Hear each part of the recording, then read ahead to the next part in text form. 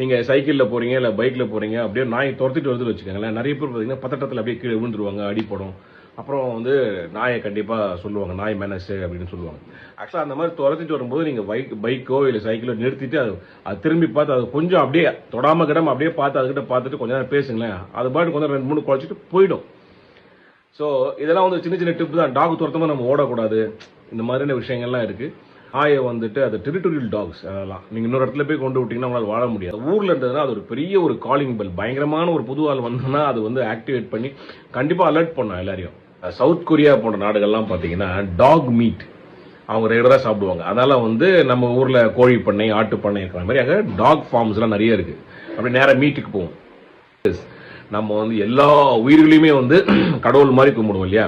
பாம்பை கடவுளாக கும்பிடுறோம், காக்காவை கடவுளாக கும்பிடுறோம், நாயையும் வந்து பைரவர்னு கும்பிடுறோம். ஸோ இந்த மாதிரியான ஒரு கலாச்சாரம், ஒரு பண்பு இருக்கிற ஒரு நாட்டில் நம்ம வந்து டாக்ஸ் எல்லாம் தூக்கி போடுங்க, அமுச்சு விடுங்க அப்படின்னு நம்ம சொன்னால் இது எப்படி நம்மளால் ஏற்றுக்கவே முடியல. மனுஷனுக்கு 6 அறிவு இருக்குன்றதுனால நம்ம மட்டும்தான் இருக்கோம், மொத்தம்லாம் இருக்கக்கூடாதுன்னு நம்ம நினைக்கவே கூடாது. அதை வந்து ஒரு நாய், ஒரு பூனை, ஒரு காக்கா அப்படின்னு ரொம்ப அசால்ட்டாக யோசிக்காம நம்ம வந்து ஒரு சக உயிரை நேசிக்க கற்றுக்கிட்டோம் அப்படின்னா அவங்களும் நல்லா இருப்பாங்க, நம்மளும் நல்லா இருப்போம். The whole environment will be very beautiful and loving. நன்றி, வணக்கம்.